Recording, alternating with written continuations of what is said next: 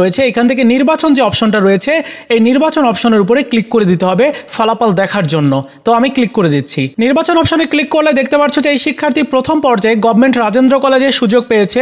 এখানে ভার্সন দেখা যাচ্ছে, বিভাগ দেখা যাচ্ছে, তারপর কোটা, তারপর রয়েছে হচ্ছে নিশ্চয়নের শেষ তারিখ 29/6/2024 তারিখ রাত 8টা পর্যন্ত নিশ্চয়ন করা যাবে।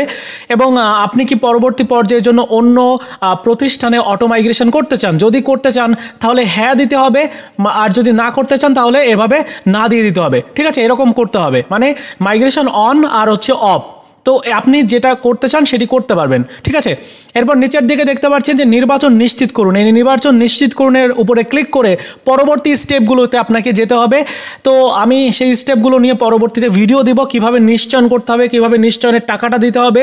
সো এই ছিল আজকের মতো ভিডিও। এভাবে তুমি তোমার রেজাল্ট আগে চেক করে নাও। আপাতত এখন সার্ভারে সমস্যা রয়েছে, নিশ্চয়নটা আগেই করার দরকার নাই।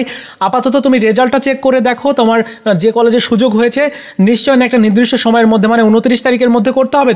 তো কিভাবে করতে হবে আমি ভিডিও দিব, সেই ভিডিওটি দেখে তুমি করে নিতে পারবে। এই ছিল আজকের মতো ভিডিও। দেখা হচ্ছে নতুন ভিডিওতে। ভালো থাকো সবাই, ধন্যবাদ।